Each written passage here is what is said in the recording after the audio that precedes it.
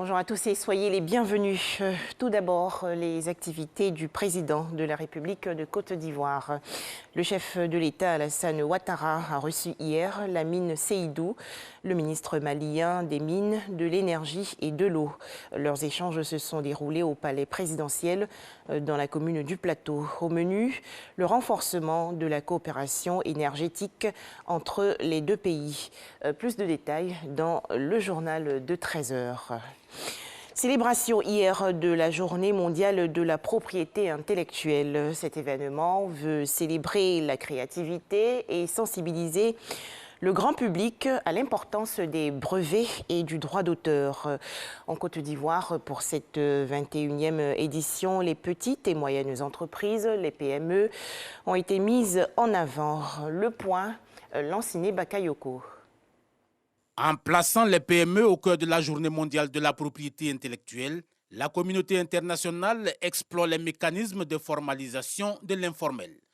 Ici en Côte d'Ivoire, cette volonté de formalisation s'accompagne de la promotion des inventeurs. L'objectif de cette décision est d'augmenter le nombre de demandes nationales de brevets en permettant aux déposants économiquement faibles de bénéficier d'une réduction de 90% des frais de dépôt et de 80% des frais de maintien en vigueur des droits pendant les 10 premières années.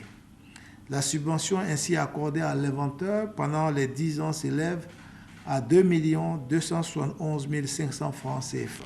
En plus de cette subvention aux inventeurs, le gouvernement a adopté une série de mesures visant à définir un cadre favorable au développement de la propriété intellectuelle. Ces mesures portent notamment sur l'adoption de la loi relative à la lutte contre la contrefaçon et le piratage et la protection des droits de propriété intellectuelle dans les opérations d'importation, d'exportation et de commercialisation de biens et services. À ces mesures s'ajoute la signature de conventions installant des centres d'appui à la technologie et à l'innovation ou encore la création d'instances de valorisation et de labellisation des produits du terroir, des outils stratégiques en faveur de l'activité économique.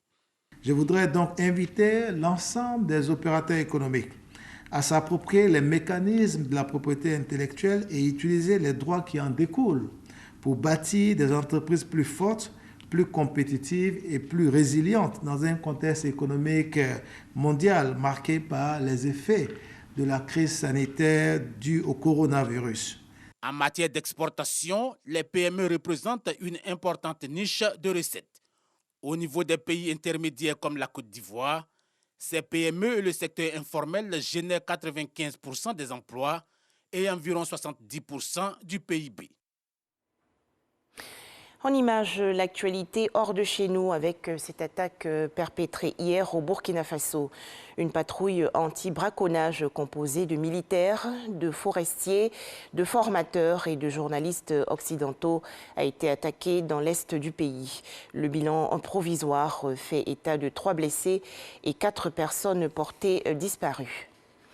Des tensions au Tchad, l'opposition et la société civile ont décidé de descendre aujourd'hui dans les rues de N'Djamena, la capitale, pour exiger la dissolution de la junte militaire avec à sa tête Mahamat Idriss Déby, le fils du défunt président.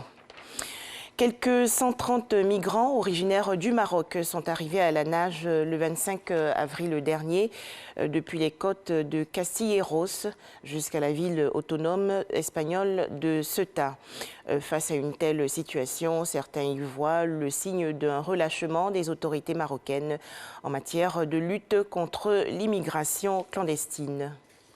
Enfin, l'Inde ravagée par la seconde vague de coronavirus. Le pays enregistre aujourd'hui plus de 300 000 nouveaux cas pour la 6e journée consécutive. Cela représente plus de 2 millions de cas en une semaine, soit la moitié des contaminations dans le monde. L'Inde a dû solliciter l'aide internationale dont les premières cargaisons sont arrivées. Et c'est la fin de ce flash d'information. À 13 h, le journal.